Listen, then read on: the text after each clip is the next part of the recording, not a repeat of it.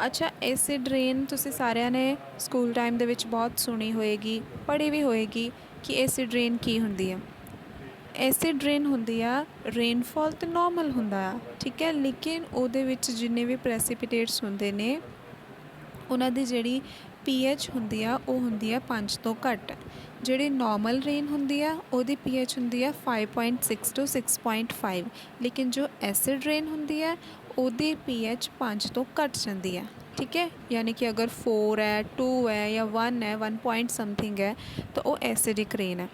Okay, ਔਰ ਜਿਹੜੀ ਸਭ ਤੋਂ ਜ਼ਿਆਦਾ ਫਿਲਹਾਲ ਹੁਣ ਤੱਕ ਜਿਹੜੀ ਹੋਈ ਹੈ ਉਹ ਐਸਿਡ ਰੇਨ 1.5 ਪੀਐਚ ਰੇਂਜ 'ਤੇ USA ਦੇ ਵਿੱਚ ਹੋਈ ਸੀ, ਠੀਕ ਹੈ। 1.5 ਤੁਸੀਂ ਸੋਚ ਲਓ, ਅਗਰ 1.5 ਹੈ ਤਾਂ ਕਿੰਨੀ ਜ਼ਿਆਦਾ ਐਸਿਡਿਕ ਰੇਨ ਹੋਏਗੀ, ਉਸ ਰੇਨ ਦੇ ਵਿੱਚ ਕਿੰਨੇ ਜ਼ਿਆਦਾ ਐਸਿਡਿਕ ਪ੍ਰੈਸੀਪੀਟੇਸ਼ਨਸ ਹੋਣਗੇ, ਠੀਕ ਹੈ। ਗੱਲ ਕਰਦੇ ਹਾਂ ਹੁਣ ਇਹਦੇ ਆਪਾਂ ਟਾਈਪਸ ਦੀ। ਦੋ ਤਰ੍ਹਾਂ ਦੀ ਹੁੰਦੀ ਹੈ, ਇੱਕ ਹੁੰਦੇ ਨੇ ਵੈਟ ਡਿਪੋਜੀਸ਼ਨ, ਦੂਸਰਾ ਹੁੰਦਾ ਹੈ ਡਰਾਈ ਡਿਪੋਜੀਸ਼ਨ।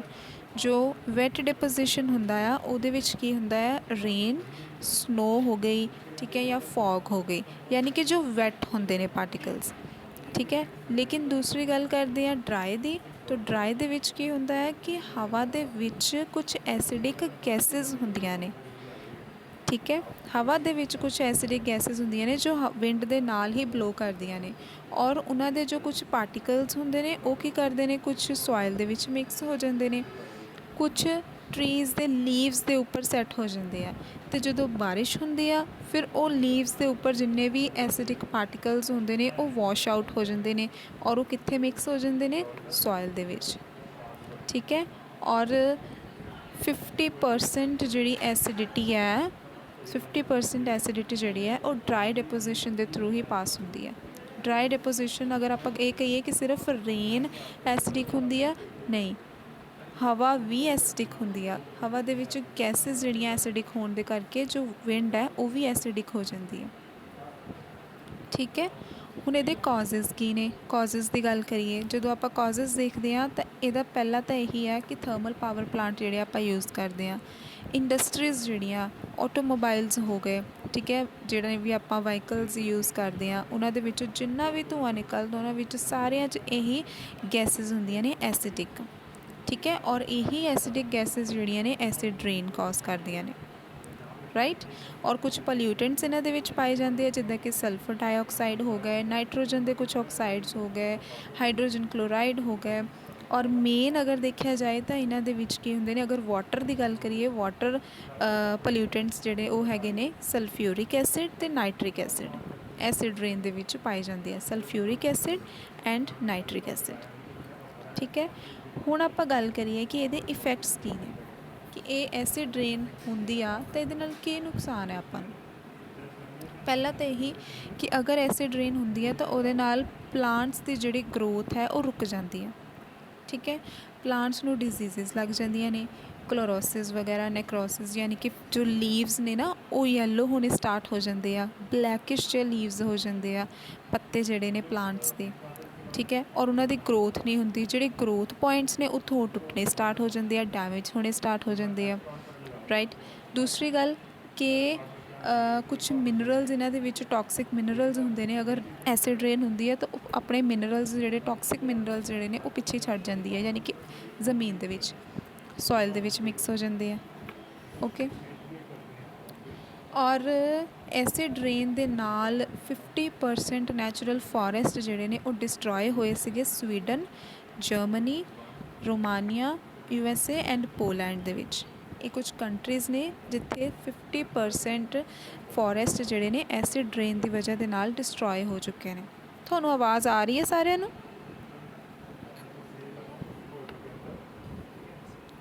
ਓਕੇ, ਤੋ ਉਹਦੇ ਨਾਲ ਕੀ ਹੋਇਆ ਕਿ 50% ਫੋਰੈਸਟ ਜਿਹੜੇ ਉਹ ਖ਼ਤਮ ਹੋ ਗਏ, ਠੀਕ ਹੈ।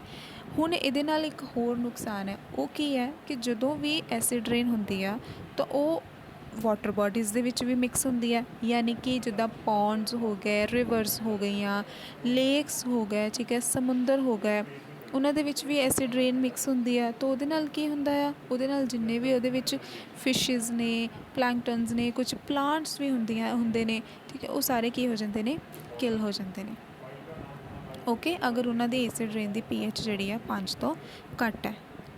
ठीक है, क्यों? क्योंकि जिन्ने भी एसिडिक जोड़े ने मिनरल्स ने वो सारे वाटर के डिजोल्व हो जाते हैं। ठीक है, वाटर के डिजोल्व हो जाते हैं ईजीली। और ये कुछ मिनरल्स है लैड, एलूमीनीयम और जिंक, मरकरी वगैरह इदा दी कुछ। ठीक है, सो वो वाटर के मिक्स हो जाते हैं तो वाटर जो मिक्स होने के नाल वाटर की हो जाता है एसिडिक, और जिहदे नाल जिहड़ी एक्वाटिक लाइफ खत्म हो जाती है। ठीक है, एल्गी और फंजाई नूं छड्ड के। ओके, हाँ हाँ, USA ਦੇ ਵਿੱਚ ਕਹਿ ਰਹੇ ਨੇ कि USA ਦੇ ਵਿੱਚ 20%, स्वीडन ਦੇ ਵਿੱਚ 25%, नॉर्वे ਦੇ ਵਿੱਚ 80% कुछ वाटर रिजरवायर्स ਜਿਹੜੇ ਸੀ ਉਹ ਐਸਿਡ ਰੇਨ ਦੀ ਵਜ੍ਹਾ ਦੇ ਨਾਲ ਹੀ ਖਤਮ ਹੋ ਗਏ। ठीक है, और उन्होंने नाम दिता गया डेड लेक्स, मतलब जो लेक्स वो ख़त्म हो गई हैं और वो एसिड रेन की वजह नाल होया। मोर दैन 50,000 लेक्स जड़ियाँ ने कैनेडा दे विच, कैनेडा दी स्टेट ओंटारियो उहदे विच 50,000 50,000 लेक्स जड़ियाँ सीगियां एसिड रेन दे नाल होईयां सीगियां, अफैक्ट होईयां सी, जिहदे विचों 140 नूं डैड डिकलेयर कर दिता गया सी। ठीक है, क्योंकि उहदे विच जिन्नी भी सिस्टम सीगा ईकोसिस्टम से जिहड़ा सारा लेक्स दे विच वो तो ख़त्म ही हो गया, तो फिर वो तो एक तरह डैड ही हो गई है ना। जब ਉਹਦੇ ਵਿੱਚ कोई फिश नहीं, कोई प्लांट नहीं, तो वो लेक तो डैड ही हो गई एक तरह, राइट। सो दूसरा कि एसिड रेन जड़ियाँ ने वो मार्बल्स हो गए, कुछ पेंटेड सरफेसिस हो गए या फिर मैटल्स हो गई, उन्होंने की कर देंदियां ने, उन्होंने सरफेस को खराब कर देंदी है। तुसी देखो जो ताज महल है वो पहला वाइट से हुण येलो हो रहा, क्यों? क्योंकि वो मार्बल का बनया होया और एसिड रेन की वजह के नाल ही वो की हो रहा, वो सरफेस करोड हो रहा।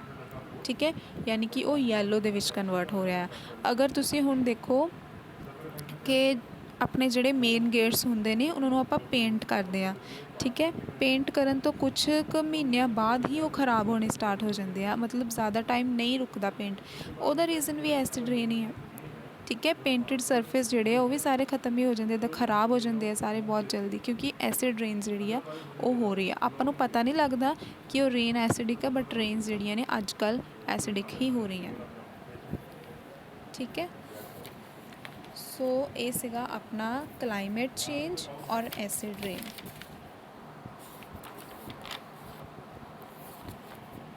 अच्छा, उस तो बाद अपने कोल हैगा एक टॉपिक नैचुरल डिजास्टर्स।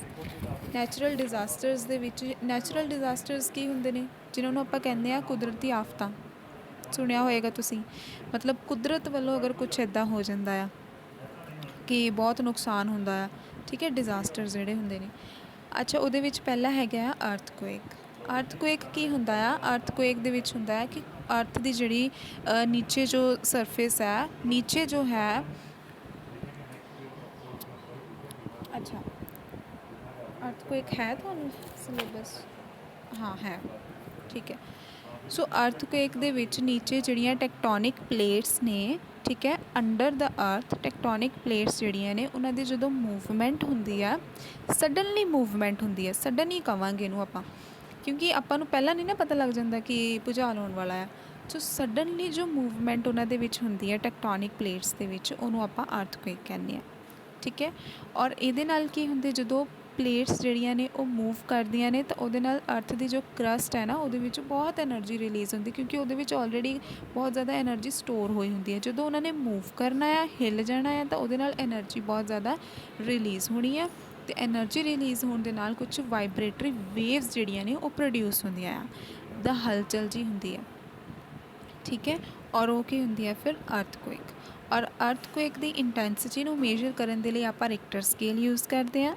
ठीक है, वो एवं कोई वो स्केल नहीं हैगा, तुसीं ये ना समझ लो कि आप अर्थक्वेक नाप सकते हैं, मेजर कर सकते हैं। ठीक है, साइंटिस्ट के कोल हुंदा है, और ये रेंज होंदी है 0 to 9। ठीक है, और अर्थक्वेक नूं जिहड़ा पॉइंट है जिथों आप अर्थक्वेक नूं ओरिजिनेट हुंदा है, उहनूं कहंदे आ एपीसेंटर। अर्थक्वेक दे विच अगर 5 तो 5.9 यानी कि 5 to 5.9 है Richter scale they which value, वो की हुंदी है डैमेजिंग, यानी कि इन्ना ज़्यादा नुकसान नहीं हुंदा। ठीक है, जदों हो जाए 6 to 6.9 वो हुंदी है डिस्ट्रक्टिव। मतलब ਉਹਦੇ ਨਾਲ ਨੁਕਸਾਨ ਹੁੰਦਾ ਆ। ਜਦੋਂ 7 to 7.9 ਵੈਲਿਊ ਆ ਜਾਏ ਤਾਂ ਉਹ ਕੀ ਆ, ਮੇਜਰ, ਮਤਲਬ ਬਹੁਤ ਖਤਰਨਾਕ। ਔਰ ਅਗਰ 8 ਤੋਂ ਜ਼ਿਆਦਾ ਹੋ ਜਾਵੇ ਤਾਂ ਫਿਰ ਉਹ ਤਾਂ ਬਹੁਤ ਹੀ ਜ਼ਿਆਦਾ ਡਿਜ਼ਾਸਟਰਸ ਹੁੰਦੀ ਹੈ। ਠੀਕ ਹੈ, ਜਿੱਦਾਂ ਜਾਪਾਨ ਹੋ ਗਿਆ, ਜਾਪਾਨ ਦੇ ਵਿੱਚ ਬਹੁਤ ਜ਼ਿਆਦਾ ਅਰਥਕੁਏਕਸ ਆਉਂਦੇ ਨੇ। ਓਕੇ, ਔਰ ਲਾਰਜੈਸਟ ਅਰਥਕੁਏਕ ਜਿਹੜਾ ਆ, ਲਾਰਜੈਸਟ ਅਰਥਕੁਏਕ ਹੋਇਆ ਸੀਗਾ ਚਾਈਲਡ ਦੇ ਵਿੱਚ 9.5 ਮਤਲਬ ਤੁਸੀਂ ਆਪਾਂ ਸੋਚ ਵੀ ਨਹੀਂ ਸਕਦੇ ਕਿ ਉੱਥੇ ਕੀ ਹਾਲਤ ਹੋਈ ਹੋਏਗੀ ਜਿੱਥੇ 9.5 ਦੀ ਰੇਂਜ ਦੇ ਨਾਲ ਅਰਥਕੁਏਕ ਆਇਆ ਸੀ।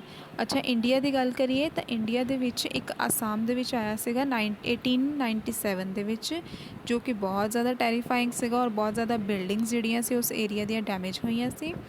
ਫਿਰ 1993 ਦੇ ਵਿੱਚ ਮਹਾਰਾਸ਼ਟਰ ਦੇ ਵਿੱਚ ਆਇਆ ਸੀ, ਜਿਹਦੇ ਵਿੱਚ 10,000 ਲੋਕ ਮਰ ਗਏ ਸੀ। ਔਰ ਉਸ ਤੋਂ ਬਾਅਦ ਗੁਜਰਾਤ ਵਿੱਚ ਆਇਆ ਸੀਗਾ 2001 ਦੇ ਵਿੱਚ, ਜਿਹਦੇ ਨਾਲ ਲੱਖਾਂ ਹਾਊਸ ਜਿਹੜੇ ਸੀ, ਲੋਕਾਂ ਦੇ ਘਰ ਜਿਹੜੇ ਸੀ ਉਹ ਖ਼ਤਮ ਹੋ ਗਏ ਔਰ 20 ਤੋਂ 30,000 ਲੋਕ ਮਰ ਗਏ ਸੀ। ਠੀਕ ਹੈ, ਫਿਰ ਉਸ ਤੋਂ ਬਾਅਦ ਆਇਆ ਸੀਗਾ ਮੁਜ਼ੱਫਰਾਬਾਦ ਦੇ ਵਿੱਚ, ਕਸ਼ਮੀਰ ਦੇ ਵਿੱਚ, ਜਿਹਦੇ ਨਾਲ ਬਹੁਤ ਜ਼ਿਆਦਾ, ਉਹਦੇ ਵਿੱਚ ਵੀ ਥਾਊਜ਼ੈਂਡਸ ਆਫ ਪੀਪਲ ਜਿਹੜੇ ਸੀ ਉਹ ਮਰ ਗਏ ਸੀ ਔਰ ਬਿਲਡਿੰਗਸ ਵੀ ਬਹੁਤ ਜ਼ਿਆਦਾ ਡਿਸਟਰੋਏ ਹੋਈਆਂ ਸੀ। ਠੀਕ ਹੈ, ਹੁਣ ਆਪਾਂ ਗੱਲ ਕਰੀਏ ਕਿ ਇਹਦਾ ਇਨਵਾਇਰਮੈਂਟ ਦੇ ਉੱਪਰ ਕੀ ਇੰਪੈਕਟ ਹੈ। ਇਨਵਾਇਰਮੈਂਟ ਦੇ ਉੱਪਰ ਇੰਪੈਕਟ ਤੁਹਾਨੂੰ ਸਾਰਿਆਂ ਨੂੰ ਪਤਾ ਆ ਕਿ ਡਿਸਟਰੋਏ ਕਰ ਦਿੰਦਾ ਸਭ ਕੁਝ, ਸਿਟੀਜ਼, ਟਾਊਨਸ, ਵਿਲੇਜਸ, ਜੋ ਵੀ ਹੋਵੇ। ਠੀਕ ਹੈ, ਬ੍ਰਿਜ ਹੋਣ, ਰੋਡਸ ਹੋਣ, ਫਲਾਈਓਵਰਸ ਹੋਣ, ਡੈਮਸ ਤੱਕ ਡੈਮੇਜ ਕਰ ਦਿੰਦਾ ਆ। ਠੀਕ ਹੈ, ਪਲਾਂਟਸ ਜਿਹੜੇ ਨੇ ਉਹਨਾਂ ਨੂੰ ਤਾਂ ਜੜ੍ਹ ਤੋਂ ਹੀ, ਚਾਹੇ ਜਿੰਨਾ ਮਰਜ਼ੀ ਪੁਰਾਣਾ ਜਾਂ ਮੋਟਾ ਪਲਾਂਟ ਹੋਵੇ, ਵੱਡਾ ਦਰਖਤ ਹੋਵੇ, ਉਹ ਸਾਰੇ ਜੜ੍ਹ ਤੋਂ ਹੀ, ਕਈ ਵਾਰ ਇੰਨਾ ਜ਼ਿਆਦਾ, ਅਗਰ ਇੰਨੀ ਜ਼ਿਆਦਾ ਵੈਲਿਊ ਹੋਵੇ ਨਾ ਅਰਥਕੁਏਕ ਦੀ, ਤਾਂ ਪਲਾਂਟਸ ਜਿਹੜੇ ਨੇ ਉਹ ਜੜ੍ਹ ਤੋਂ ਹੀ ਨਿਕਲ ਜਾਂਦੇ ਨੇ। ਠੀਕ ਹੈ, ਔਰ ਫਿਰ ਐਨੀਮਲ ਅਤੇ ਜੋ ਹਿਊਮਨ ਹੈ ਉਹਨਾਂ ਨੂੰ ਤਾਂ ਨੁਕਸਾਨ ਹੁੰਦਾ ਹੀ ਹੁੰਦਾ ਇਸ ਚੀਜ਼ ਦਾ। ਇਹਦੇ ਪ੍ਰੀਵੈਂਸ਼ਨਸ ਕੀ ਨੇ, ਕੰਟਰੋਲਸ ਕੀ ਨੇ? ਇੱਕ ਤਾਂ ਇਹੀ ਹੈ ਕਿ ਜਿੱਥੇ ਬਹੁਤ ਜ਼ਿਆਦਾ ਅਰਥਕੁਏਕ ਆਉਂਦਾ ਆ ਉੱਥੇ ਆਪਾਂ ਦੂਸਰੇ ਮਕਾਨ ਜਾਂ ਘਰ, ਹਾਊਸਿਸ ਨਾ ਬਣਾਈਏ।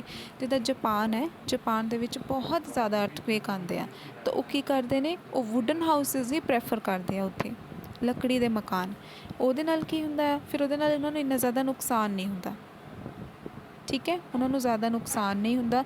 ਅਗਰ ਉਹ ਲੱਕੜੀ ਦਾ ਮਕਾਨ ਡਿੱਗ ਵੀ ਜਾਂਦਾ ਹੈ ਤਾਂ ਉਹ ਦੁਬਾਰਾ ਬਣਾ ਸਕਦੇ। ਲੇਕਿਨ ਅਗਰ ਦੂਸਰਾ ਆਪਾਂ ਜਿੱਦਾਂ ਆਪਣੇ ਬਿਲਡਿੰਗਸ ਨੇ, ਅਗਰ ਇਹ ਢਹਿ ਜਾਣ ਤਾਂ ਫਿਰ ਇਹਨਾਂ ਨੂੰ ਤਾਂ, ਇੱਕ ਤਾਂ ਇਹਨਾਂ ਨੂੰ ਸੰਭਾਲਣਾ, ਇਕੱਠਾ ਕਰਨਾ, ਫਿਰ ਦੁਬਾਰਾ ਤੋਂ ਬਿਲਡਿੰਗ ਖੜੀ ਕਰਨੀ ਬਹੁਤ ਮੁਸ਼ਕਿਲ ਹੈ।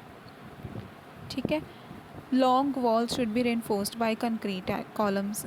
ਫਿਰ ਉਸ ਤੋਂ ਬਾਅਦ installation of earthquake study centre studying seismic activities and analysis of seismic zones. ਜਿੰਨੇ ਵੀ ਇੱਦਾਂ ਦੇ ਜ਼ੋਨ ਨੇ ਜਿੱਥੇ ਬਹੁਤ ਜ਼ਿਆਦਾ ਅਰਥਕੁਏਕ ਆਉਂਦਾ, ਉਹਨਾਂ ਦੀ ਸਟੱਡੀ ਕੀਤੀ ਜਾ ਰਹੀ ਆ, ਹਜੇ ਤੱਕ ਕਰ ਰਹੇ ਨੇ, ਹਜੇ ਕੁਛ ਹੈ ਨਹੀਂ ਇੱਦਾਂ ਕਿ ਉਹਨਾਂ ਨੂੰ ਅਰਥਕੁਏਕ ਤੋਂ ਕਿੱਦਾਂ ਬਚਾਇਆ ਜਾ ਸਕੇ। ਠੀਕ ਹੈ, ਫਿਰ ਕਹਿੰਦੇ ਨੇ ਕਿ ਅਗਰ ਕਿਤੇ ਜਗ੍ਹਾ 'ਤੇ ਦਾ ਨੁਕਸਾਨ ਹੁੰਦਾ ਹੈ ਅਰਥਕੁਏਕ ਦੀ ਵਜ੍ਹਾ ਨਾਲ, ਤਾਂ ਉੱਥੇ ਦੇ ਜਿਹੜੇ ਵਿਕਟਮਸ ਨੇ ਉਹਨਾਂ ਨੂੰ ਰੀਹੈਬਿਲੀਟੇਟ ਕਰਨ ਦੇ ਲਈ ਉਹਨਾਂ ਨੂੰ ਇੰਸ਼ੋਰੈਂਸ ਪੋਲਿਸੀਜ਼ ਜਿਹੜੀਆਂ ਨੇ ਉਹਨਾਂ ਦੇ ਲਈ ਹੋਣੀਆਂ ਚਾਹੀਦੀਆਂ ਨੇ ਸਰਕਾਰ ਵੱਲੋਂ, ਗਵਰਨਮੈਂਟ ਵੱਲੋਂ। ਠੀਕ ਹੈ, strengthening of existing structures to make them earthquake resistant, creation of special task force fully trained and equipped to manage some calamities within shortest possible time. ਇਹ ਤਾਂ ਚਲੋ ਹੈ, ਅਗਰ ਕਿਤੇ ਕੁਛ ਇੱਦਾਂ ਹੁੰਦਾ ਹੈ ਤਾਂ ਉਹਦੇ ਮੈਨੇਜ ਦੇ ਲਈ ਕੁਛ ਸਪੈਸ਼ਲ ਟਾਸਕ ਫੋਰਸ ਹੁੰਦੇ ਨੇ। ਠੀਕ ਹੈ, ਲੇਕਿਨ ਉਹ ਗੱਲ ਵੱਖਰੀ ਹੈ ਕਿ ਥੋੜ੍ਹਾ ਲੇਟ ਆਉਂਦੇ ਨੇ, ਪਰ ਹੋ ਜਾਂਦਾ ਕਿਤੇ ਕਿਤੇ। ਬਾਕੀ ਇਹ ਆ ਕਿ ਲੋਕਾਂ ਨੂੰ ਐਜੂਕੇਟ ਕੀਤਾ ਜਾਏ ਕਿ ਸੇਫਟੀ ਮੇਜਰਸ ਜਿਹੜੇ ਆ ਉਹ ਅਡੋਪਟ ਕਰਨੇ ਆ ਅਰਥਕੁਏਕ ਦੇ ਟਾਈਮ 'ਤੇ। ਠੀਕ ਹੈ, ਅੱਛਾ, ਆਪਣੇ ਕੋਲ ਹੈ ਹਜੇ 10 ਮਿੰਟ, ਤਾਂ ਆਪਾਂ ਫਟਾਫਟ ਦੂਸਰਾ ਵੀ ਟੋਪਿਕ ਪੜ੍ਹ ਲੈਂਦੇ ਹਾਂ। ਦੂਸਰਾ ਆਪਣੇ ਕੋਲ ਹੈਗਾ ਆ ਫਲੱਡਸ। ਫਲੱਡਸ ਯਾਨੀ ਕਿ ਹੜ੍ਹ ਜਿਹੜੇ ਆਉਂਦੇ ਨੇ। ਠੀਕ ਹੈ, ਉਹ ਹੁੰਦਾ ਕੀ ਹੈ, ਉਹਦੇ ਨਾਲ ਇਹ ਹੁੰਦਾ ਆ, ਉਹ ਇਹ ਹੁੰਦਾ ਕਿ ਹੈਵੀ ਰੇਨਫੋਲ ਹੁੰਦੀ ਹੈ ਬਹੁਤ ਜ਼ਿਆਦਾ, ਤੁਹਾਨੂੰ ਪਤਾ ਹੀ ਹੈ ਸਾਰਿਆਂ ਨੂੰ। ਠੀਕ ਹੈ, ਹੈਵੀ ਰੇਨਫੋਲ ਹੁੰਦੀ ਹੈ ਲੇਕਿਨ ਕੰਟੀਨਿਊਅਸ ਹੁੰਦੀ ਹੈ, ਲਗਾਤਾਰ ਜਦੋਂ ਹੈਵੀ ਰੇਨਫੋਲ ਹੁੰਦੀ ਆ ਉਹ ਹੁੰਦਾ ਆ ਫਲੱਡ। ਔਰ ਉਹਦੇ ਨਾਲ ਕੀ ਹੁੰਦਾ ਆ ਕਿ ਜਿਹੜੇ ਰਿਵਰਸ ਹੁੰਦੀਆਂ ਨੇ, ਲੇਕਸ ਹੁੰਦੀਆਂ ਨੇ, ਉਹਨਾਂ ਦਾ ਪਾਣੀ ਦਾ ਲੈਵਲ ਜਿਹੜਾ ਹੈ ਨਾ ਉਹ ਬਹੁਤ ਉੱਪਰ ਹੋ ਜਾਂਦਾ, ਓਵਰਫਲੋ ਹੋ ਜਾਂਦਾ ਹੈ। ਠੀਕ ਹੈ, ਹੁਣ ਇਹਦੇ ਰੀਜ਼ਨਸ ਕੀ ਨੇ, ਕਾਜ਼ਸ ਕੀ ਨੇ? ਕਾਜ਼ਸ ਇਹਦਾ ਇਹੀ ਆ, ਇੱਕ ਤਾਂ ਕਿ ਹਿਊਮਨ ਐਕਟੀਵਿਟੀਜ਼ ਸਭ ਤੋਂ ਜ਼ਿਆਦਾ ਦੇਖਿਆ ਜਾਏ, ਸਭ ਤੋਂ ਜ਼ਿਆਦਾ ਇਹਦਾ ਇਹੀ ਹੈ ਕਿ ਹਿਊਮਨ ਐਕਟੀਵਿਟੀਜ਼। ਹਿਊਮਨ ਕੀ ਕਰ ਰਿਹਾ ਆ, ਡੀਫੋਰੈਸਟੇਸ਼ਨ ਕਰ ਰਿਹਾ ਆ।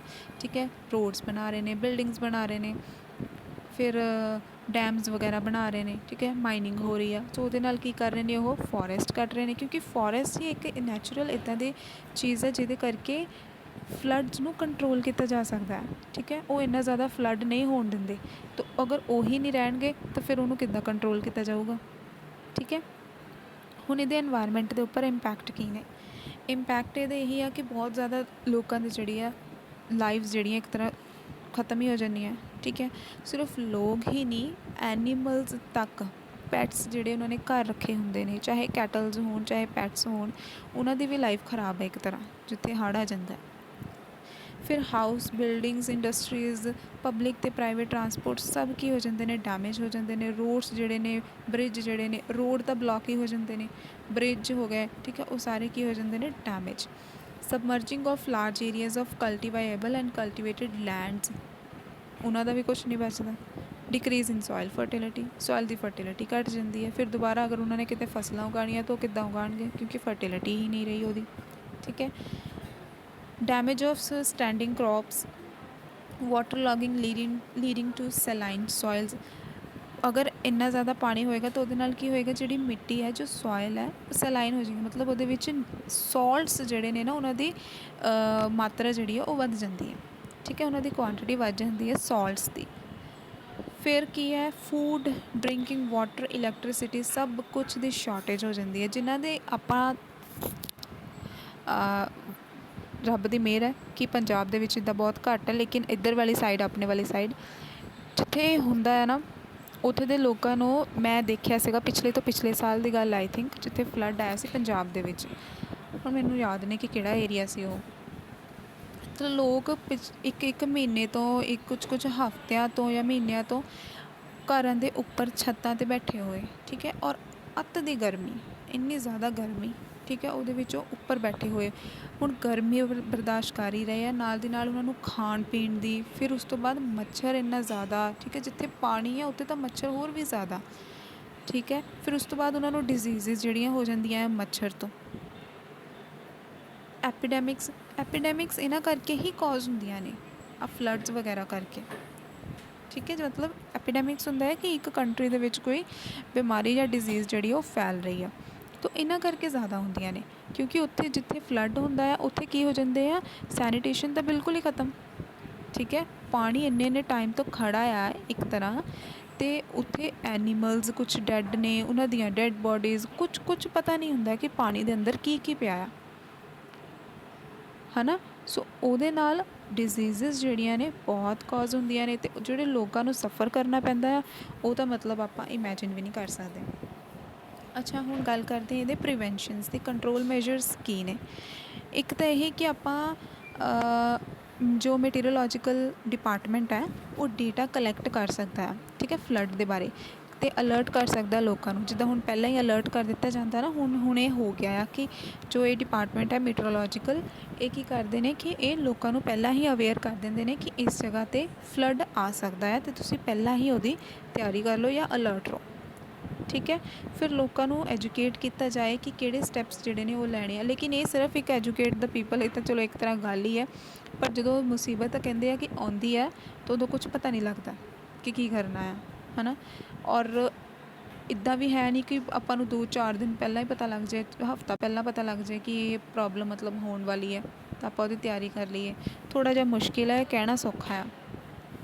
ਫਿਰ ਉਸ ਤੋਂ ਬਾਅਦ food affected people must B provided food, clothes, ਉਹਨਾਂ ਨੂੰ ਕੱਪੜੇ, ਉਹਨਾਂ ਨੂੰ ਖਾਣਾ, ਪੀਣ ਵਾਲਾ ਪਾਣੀ ਸਪੈਸ਼ਲੀ, ਠੀਕ ਹੈ, ਪਾਣੀ ਪੀਣ ਨੂੰ ਲੋਕ ਤਰਸ ਰਹੇ ਹੁੰਦੇ ਆ।